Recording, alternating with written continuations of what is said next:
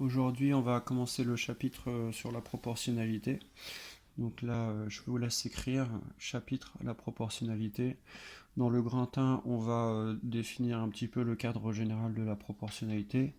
C'est un chapitre que vous avez déjà vu en CM2, en 6e et en 5e. On va l'étoffer, on va aller un peu plus loin dans les choses. Et donc en gros, ce qu'il faut se souvenir, c'est qu'une situation de proportionnalité, c'est une situation qui met en œuvre deux quantités. Donc il y aura toujours deux quantités par exemple, une quantité de tomates avec un prix. Donc deux choses à étudier et les deux sont reliés. Lorsque la première des quantités est doublée, la deuxième quantité double aussi. Par exemple, dans un magasin, 1 kg de tomates coûte 3 euros, du coup 2 kg de tomates va coûter le double de 1 kg, donc 6 euros, et ainsi de suite.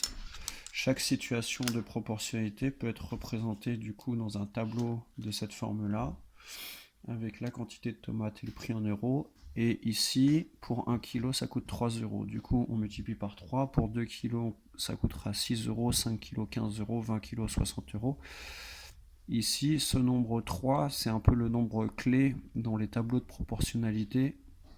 C'est le nombre qui ne bouge pas colonne après colonne et ça s'appelle le coefficient de proportionnalité.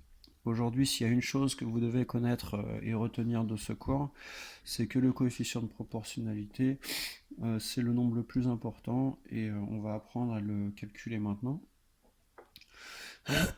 Donc la formule à connaître par cœur, c'est que pour trouver le coefficient de proportionnalité, il suffit de diviser la deuxième ligne par la première ligne. Vous voyez la barre de fraction comme une division.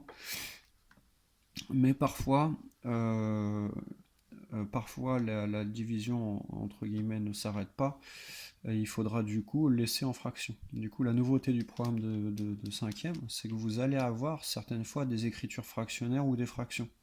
Et vous ne pourrez pas écrire de nombre à virgule correspondant. Donc parfois, il faudra utiliser la calculatrice pour trouver certains résultats parce que mentalement, ça va être compliqué.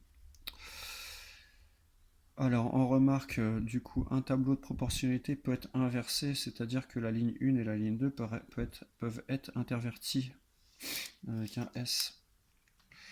C'est-à-dire que je peux inverser et intervertir la ligne 1 et la ligne 2, retrouver la quantité de tomates en bas et le prix en haut. Voilà. Donc à partir de maintenant, on va essayer de voir comment calculer avec ce coefficient de proportionnalité, comment l'utiliser. Pour l'instant, c'était juste une introduction.